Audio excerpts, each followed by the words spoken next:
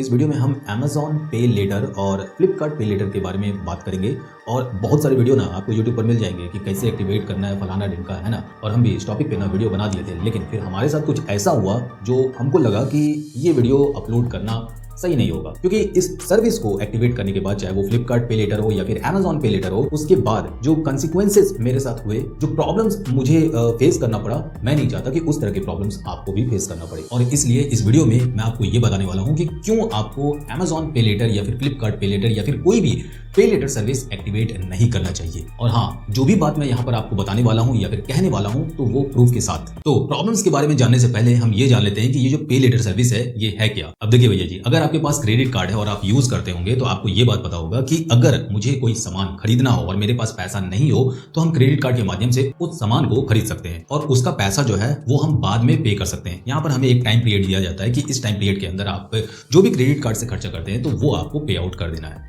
या फिर आपके पास दूसरा ऑप्शन होता है कि जो भी क्रेडिट कार्ड से आपको परचेस करना है, फॉर एग्जांपल कि मुझे एक फोन परचेस करना है जिसका प्राइस 10,000 रुपए है, तो उस फोन को क्रेडिट कार्ड के माध्यम से ईएमआई से हम क्या करेंगे, परचेस कर लेंगे। अब ईएमआई जो होता है वो 3 महीने या फिर 6 महीने या फिर 12 महीने, यानी 3 महीने में हम पूरा पैसा वापस करेंगे धीरे धीरे देके, मतलब ये प्रोसेस होता है। बट अब यहाँ पर सवाल ये आ जाता है कि अब जिसके पास क्रेडिट कार्ड नहीं है वो क्या करे। तो इसी समस्या का समाधान के लिए पे लेटर वाला ऑप्शन लेके आया गया। अब जितने भी जैसे Amazon हो गया, फ्लिपकार्ट हो गया या फिर फ्री चार्ज हो गया, तो जितनी भी कंपनी है ये क्या की है, अपने कस्टमर के लिए ये ऑप्शन लेके आई है कि देखो भैया, अगर आपके पास पैसा नहीं है ना, कोई बात नहीं, हम दे रहे हैं ना पैसा आपको, मस्त सामान खरीदिए और पैसा जो है वो धीरे धीरे आप चुकाइए। अब ये पे लेटर आने के बाद जिसके पास क्रेडिट कार्ड नहीं है या फिर जिसके पास क्रेडिट कार्ड है वो भी इसको यूज कर सकता है। तो यहाँ पर उनके लिए थोड़ा आसान हो गया सामान खरीदना और पैसा धीरे धीरे चुकाना। लेकिन एक बात दिमाग में घुसा लीजिए कि जैसे क्रेडिट कार्ड पर आपको कुछ क्रेडिट लिमिट दिया जाता है तो वो बेसिकली एक लोन होता है, यानी कर्जा। तो उसी तरह से यहाँ पर भी जो पे लेटर वाला ऑप्शन है ये बेसिकली एक छोटा सा लोन अमाउंट होता है जो कि आपको प्रोवाइड कराया दिया जाता है। अब मुद्दे की बात करते हैं। तो आज से तकरीबन 8 से 9 महीने पहले मैंने ये जो फ्लिपकार्ट पे लेटर वाला ऑप्शन है इसे एक्टिवेट किया था, और एक्टिवेट करने के साथ साथ मैंने एक फोन भी ऑर्डर किया था जो था Realme का Realme 9 Pro Plus। हमको जो यहाँ पर क्रेडिट मिला था फ्लिपकार्ट के द्वारा वो था 20,000 रुपया का, और यहाँ पर जो EMI है वो हमारा बन के आया 1800 समथिंग रुपए। यहाँ पर एग्जैक्ट जो डिजिट होगा वो आपको स्क्रीन पर दिख जाएगा। ओके, जो भी नंबर्स की बात होगी वो आपको स्क्रीन पर दिखेगा। जब ये अमाउंट आपको क्रेडिट किया जाता है और आप कुछ भी चीज परचेस करते हैं तो यहाँ पर एक लोन अकाउंट जो है वो आपका बन के आ जाता है, और उस अकाउंट का एक नंबर भी जनरेट होता है जो कि लोन अकाउंट नंबर होता है। ये जब आप सिविल स्कोर वगैरह चेक करेंगे ना तो वहां पर ये चीज आपको देखने को मिलेगा। ओके, तो पहले हम आपको अपना सिविल स्कोर दिखा देते हैं, वो वाला, मतलब आज से 3 महीने पहले जो मेरा सिविल स्कोर था वो था 746 सिविल स्कोर, जैसा कि आप यहाँ पर देख सकते हैं। और ये प्रॉब्लम जो मेरे साथ हुआ, यानी ये 2,000 रुपए के कारण मेरा सिविल स्कोर कितना डाउन हुआ और फिर मेरा इंक्रीज हुआ जो सॉल्यूशन बताया गया था, और फिर जाके डाउन हुआ। तो ये जो प्रोसेस जितनी भी हुई वो आपको सारा मैं अभी दिखाते चला जाऊंगा। सब चीज बिल्कुल सही से चल रहा था। अब ये जो 1800 रुपया हमको देना पड़ता था EMI के थ्रू, वो हम एकदम टाइमली पे कर रहे थे, कहीं कोई दिक्कत नहीं हो रहा था। लेकिन फिर क्या है ना भैया, कुछ महीने बाद हमको एक और अकाउंट नंबर जो है वो शो करता है कि फ्लिपकार्ट के द्वारा हमें इशू किया गया है, और जो लोन अकाउंट नंबर है वो आपका ये है, और उसमें जो आपका ड्यू अमाउंट है वो है 2,000 समथिंग रुपए। हमको लगा कि अरे भैया कुछ मजाक उजाक कर रहे होंगे ये लोग, है ना, हो सकता है मिस्टेक हो जाता है। क्यों मिस्टेक होता है? क्योंकि इसमें मैनुअली प्रोसेस जो है वो इन्वॉल्व होता है। अब इस बारे में हम पर्टिकुलर एक वीडियो बनाए जिसका लिंक आपको वीडियो के नीचे डिस्क्रिप्शन बॉक्स में और इस साइड आई बटन में मिल जाएगा, तो उस वीडियो को जरूर देखिएगा, क्योंकि अगर आप अपने सिविल स्कोर से प्यार करते हैं ना तो वो वीडियो एकदम बहुत इंपॉर्टेंट है आपके लिए। Now let's come to the point. ये जो अकाउंट है जो क्रिएट हुआ है दूसरा वाला जिसमें 2,000 ड्यू अमाउंट था, ये मुझे पता भी नहीं चलता, क्योंकि बजाज फाइनेंस की तरफ से मुझे कॉल आया था कि भैया आपको जो है ना लोन मतलब तगड़ा वगैरह मिल रहा है, तो क्या आप लेना चाहेंगे। तो हम बोले कि नहीं, हमको अभी लेना नहीं है, लेकिन अगर आप इसके बारे में मुझे डिटेल से बताना चाहें तो वो आप बता सकते हैं। हाँ, मैं प्रशांत बात कर रहा हूँ, बोला सर बजाज फाइनेंस से। हाँ बोलिए। ओके, तो आपके लिए बजाज फाइनेंस की तरफ से पर्सनल लोन आप सर 1,03,000 का, तो क्या आपको लोन चाहिए होगा तो मैं जानकारी दे सकता हूँ लोन के बारे में। फिर उन्होंने एक छोटा सा इंक्वायरी किया। बेसिकली जब लोन वगैरह आपको दिया जाता है या फिर आपको इशू किया जाता है तो आपका सिविल स्कोर चेक किया जाता है, वहां पर एक इंक्वायरी होता है। तो यहाँ पर जब इंक्वायरी होने लगा तो फिर उन्होंने मुझे बताया कि भैया आपका कहीं भी कोई जो है मतलब जो आपका EMI चल रहा है वो अप टू डेट है, और आपका जो पेमेंट प्रोसेस है वो एकदम बहुत अच्छा है। बट यहाँ पर एक अकाउंट जो है वो शो कर रहा है जिसमें आपका 2,000 रुपए ड्यू बता रहा है, और तकरीबन 3-4 महीने से आपने ये ड्यू अमाउंट अभी तक क्लियर ही नहीं किया है, पे ही नहीं किया है। भैया ये जब हम सुने ना तो हमारा दिमाग एकदम सनक गया। तो उसका कोई वो जो 2,000 समथिंग का जो है उसका कोई NOC पेपर वगैरह है? वो तो अभी पास में, हाँ, लेकिन मेरे पास जो पेमेंट मैंने किया वो प्रूफ है मेरे पास। बताइए, इसी की वजह से सिविल कर दिया डैमेज एकदम। उसको अपडेट करवाइए। हम आप कितना भी बोलेंगे कि पेमेंट हो गया, लेकिन एज पर पॉलिसी आपको भी पता है कि जो सिविल ओवरड्यू दिखाएगा उसी को कोई भी क्रेडिट मानता है। तो एक बार उसको तो पहले अपडेट करिए, जैसे अपडेट हो जाएगा तो आपका सिविल भी अप हो जाएगा, अपने आप हो जाएगा। और उसके बाद फिर हम कॉल किए किसको, आईडीएफसी फर्स्ट बैंक को, क्योंकि यहाँ पर जो पैसा ऐसे तो फ्लिपकार्ट देता है, लेकिन जिस बैंक के थ्रू ये टाइप वगैरह है ना, तो वो आईडीएफसी फर्स्ट बैंक के थ्रू है। आईडीएफसी फर्स्ट बैंक वाले को मैंने कॉल किया, कॉल करने के बाद मैंने उन्हें सारा चीज जो है वो बताया। Thank you for the information. बताइए सर, क्या जानना चाहते हैं? इसमें बता रहा है कि मेरा ड्यू अमाउंट जो है वो 2078 है, जो कि मैंने पे नहीं किया है, ऐसा कुछ। ये जो है आपका फ्लिपकार्ट के साथ अकाउंट चल रहा है। हाँ, फ्लिपकार्ट फ्लिपकार्ट ने जो है यहाँ पर आपको कुछ क्रेडिट सर्विस दी है। अच्छा 1 मिनट। 25,000 की उन्होंने आपको कुछ क्रेडिट सर्विस दी है। अच्छा और सॉरी 20,000 20,000 की क्रेडिट सर्विस दी है। यहाँ पर आपका इंस्टॉलमेंट क्लियर है।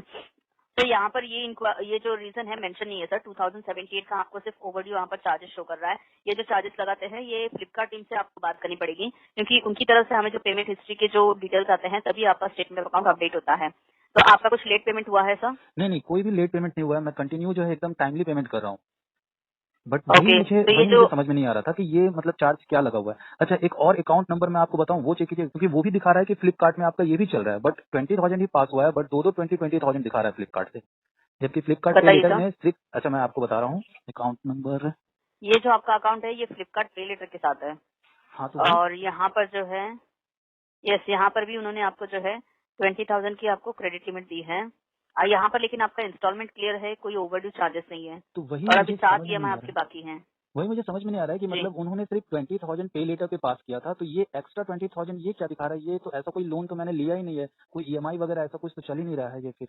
तो इसके लिए आपको जो है फ्लिपकार्ट टीम से बात करनी पड़ेगी सर, वही आपको इसके बारे में एक्सप्लेन कर सकते हैं कि आपके 2 अकाउंट कैसे जनरेट हुए हैं। मैंने कहा कि फ्लिपकार्ट की तरफ से मुझे सिर्फ और सिर्फ एक ही पे लेटर वाला जो है वो इशू हुआ, ये दूसरा अकाउंट कैसे मतलब कहाँ से आ गया फलाना ढिमका, ये समझ में नहीं आ रहा है। तो फिर उन्होंने ये कहा एक काम कीजिए, आप फ्लिपकार्ट वाले को कॉल कीजिए और उनको कहिए कि जो रिपोर्ट है वो शायद उन्होंने हमें सबमिट नहीं किया है, तो वो जैसे ही रिपोर्ट हमारे पास सबमिट करेंगे यहाँ पर अपडेट प्रोसेस होगा एंड देन फिर जाके वो आपके सिविल स्कोर में अपडेट होगा। और जैसे ही ये सारा प्रोसेस कंप्लीट होता है, जो आपका सिविल स्कोर यहाँ पे प्रॉब्लम क्रिएट कर रहा है, मतलब डाउनफॉल हो रहा है सिविल स्कोर में, वो आपका फिर से सही हो जाएगा। तो ऐसा उन्होंने कहा। बट यहाँ पर बैंक और फ्लिपकार्ट इन दोनों के बीच में क्या था कि मैं पिस गया था, और ये सिलसिला 1 दिन 2 दिन का नहीं था, तकरीबन मुझे 3 महीने भी मैं अभी बोल रहा हूँ, क्योंकि ये चौथा महीना चल रहा है और अभी भी ये प्रॉब्लम सॉल्व नहीं हुआ है। बीच में प्रॉब्लम सॉल्व हुआ था, वो हम आगे बात करेंगे, लेकिन ये चीज़ आपको समझना बहुत जरूरी है। अब यहाँ पर कुछ ऑडियो क्लिप जो है वो हम आपको सुना देते हैं। अब ये पूरा तो हम नहीं सुना पाएंगे, क्योंकि ये जो 3-4 महीना का जो कन्वर्सेशन हमारा था, कभी 20 मिनट का, कभी 10 मिनट का, कभी आधा घंटा का, तो इस तरह का कन्वर्सेशन था, तो बहुत लंबा ऑडियो क्लिप है, लेकिन जो इंपॉर्टेंट वाला भाग है ना वो हम आपको सुना देते हैं। हेलो, गुड आफ्टरनून, हमारा बात कर रही हूँ फ्लिपकार्ट से। क्या मेरी बात जयकांत कुमार जी से हो रही है? हाँ मैं जयकांत कुमार बोल रहा हूँ। तो यहाँ पर मैंने एक फ़ोन ऑर्डर किया था Realme 9 Pro Plus, और वो मुझे जो यहाँ पर सैंक्शन हुआ था 20,000 रुपये फ्लिपकार्ट पे लेटर से मुझे मिला था, तो मैंने उसका यूज़ किया था। उसके बाद जो EMI प्रोसेस था वो मेरा चल रहा है, पेमेंट कहीं भी मेरा जो है वो रुका नहीं है। लेकिन उसके बाद भी यहाँ पर मेरा 2 अकाउंट दिखा रहा है कि आपका 20,000 का एक ये भी अकाउंट चल रहा है फ्लिपकार्ट पे लेटर में, और एक दूसरा अकाउंट दिखा रहा है कि आपका ये भी चल रहा है, जबकि मुझे तो 20,000 ही पास हुआ है। दूसरा अकाउंट शो हो रहा है आपको फ्लिपकार्ट पे लेटर का? हाँ, मेरे पास अकाउंट नंबर भी है जो वो वाला है, ठीक है। और जो EMI शो कर रहा है उसमें दिखा रहा है कि ड्यू अमाउंट जो है वो आपका जो है 2078 है, जिसके कारण मेरा सिविल स्कोर पे काफी ज्यादा इफेक्ट पड़ रहा है।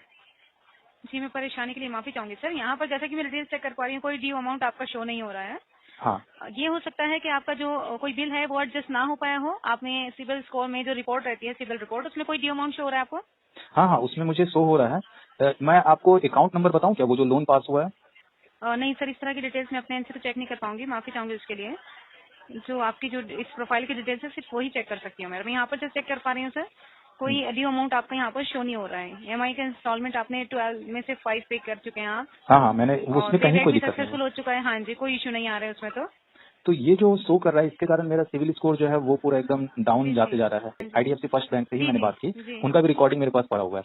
तो उन्होंने ये कहा कि आपका जो है फ्लिपकार्ट की तरफ से 2 अकाउंट दिखा रहा है, ठीक है। तो एक जो अकाउंट दिखा रहा है जिसमें EMI उन्होंने बताया कि 1,892 रुपए जो है वो आपका EMI चल रहा है, हाँ जी, ठीक है। और बता रहे हैं कि दूसरा अकाउंट जो आपका दिखा रहा है उसमें दिखा रहा है आपका EMI जो है 2078 रुपीज जो है इस तरह से दिखा रहा है। वो ड्यू अमाउंट आपका दिखा रहा है कि आप टाइम पर पैसा पे नहीं किए वगैरह वगैरह, और दोनों में जो है 20,000 का जो है क्रेडिट ऐसे करके दिखा रहा है। ओके। और देखिए, मैं पेमेंट्स वगैरह में भी ना इस तरह का कोई अमाउंट तो मुझे शो नहीं हो रहा है। तो सर और बाकी फ्लिपकार्ट पे लेटर में भी कोई इशू यहाँ पर मैं नहीं देख पा रही हूँ। कोई ड्यू अमाउंट नहीं है आपका, कोई पेंडिंग अमाउंट नहीं है, अनबिल्ड अमाउंट भी कोई नहीं है, सब क्लियर है, सब नॉर्मल है। बाकी एक बार ना डिटेल्स अपने एंड से भी प्रॉपर तरीके से चेक कर लेना चाहूंगी। जयकांत जी, आप थोड़ा सा समय दीजिए, आपकी कॉल 1 मिनट होल्ड पर रख रही हूँ।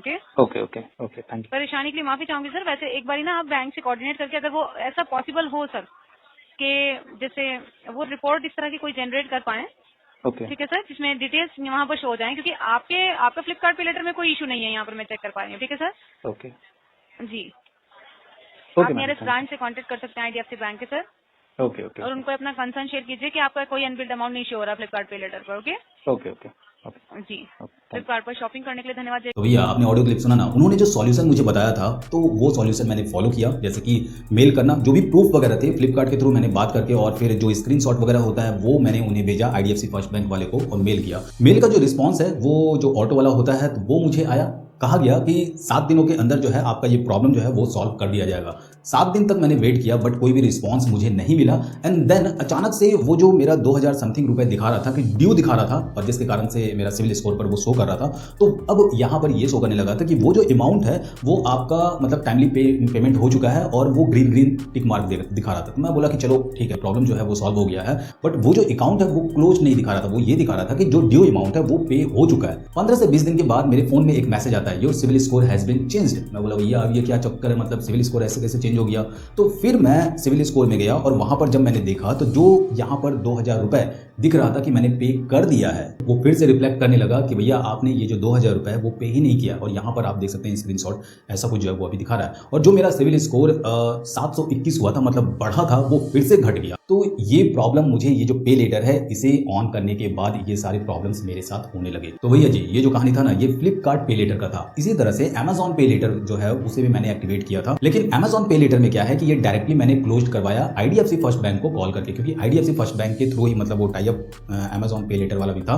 तो यहाँ पर मैंने उन्हें कहा कि ये जो अकाउंट नंबर है एक बार इसे भी चेक कीजिए। तो उन्होंने चेक किया, कहा कि ये तो आपको अमेजॉन पे लेटर के माध्यम से 10,000 रुपए का आपको क्रेडिट दिया गया है। तो मैं बोला कि यहाँ पर मेरा कोई भी ड्यू अमाउंट नहीं है, मैंने पे कर दिया है, तो फिर यहाँ पर ये क्यों रिफ्लेक्ट कर रहा है, मतलब अभी ये सिविल स्कोर में क्यों शो कर रहा है, तकरीबन 3-4 महीने से ये शो कर रहा है जबकि कोई भी अमाउंट ड्यू है ही नहीं। तो फिर उन्होंने वहां पर चेक किया बैंक वालों ने, और फिर उन्हें पता चला कि हाँ मेरा जो पैसा है वो पे हो चुका था, और यहाँ पर जो रिफ्लेक्ट कर रहा है सिविल स्कोर में ये गलत रिफ्लेक्ट कर रहा है। एंड देन फिर मैंने उन्हें कहा कि देखो भैया ये जो झंझट है ना ये हमको बिल्कुल भी नहीं चाहिए, तो इसके लिए आप एक काम कीजिए, ये जो अमेजॉन पे लेटर वाला है ना इसको एकदम बंद कीजिए, हमको नहीं चाहिए सर्विस।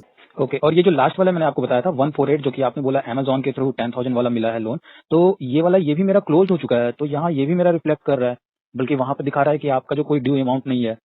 आपने वो सर्विस अमेजॉन के बाय नाउ पे लेटर उनकी तरफ से क्लोज कर दी है क्या? हाँ वो सारा क्लोज हो चुका है, एक भी पैसा नहीं है वहाँ पर। क्लोज हो चुका है, बट अमेजॉन की तरफ से हमारे पास क्लोजिंग के डिटेल्स अपडेट नहीं हुए, इसके कारण वो अकाउंट हमारे सिस्टम में अभी भी एक्टिवेट दिख रहा है। अगर यूज करना है तो आप एक बार उनसे कोऑर्डिनेट कीजिएगा।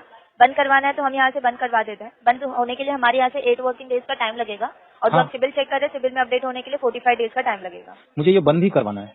तो अमेजॉन की जो सर्विसेज है वो बंद करवाने की रिक्वेस्ट में यहाँ से रेज करवा देती हूँ।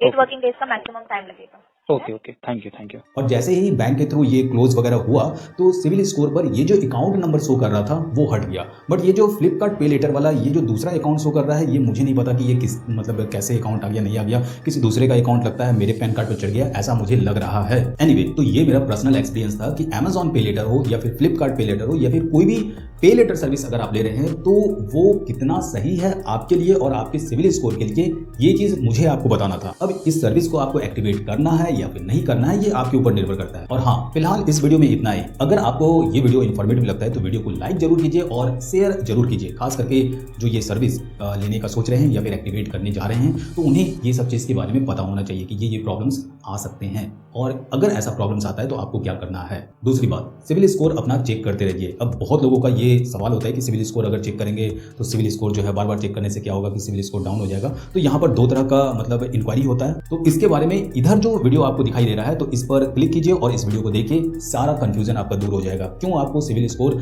चेक करते रहना चाहिए और किस कारण से आपका सिविल स्कोर नीचे गिरता है और आप इसे कैसे अच्छा कर सकते हैं। तो इस वीडियो में इतना ही, मिलते हैं अगले वीडियो में आपसे।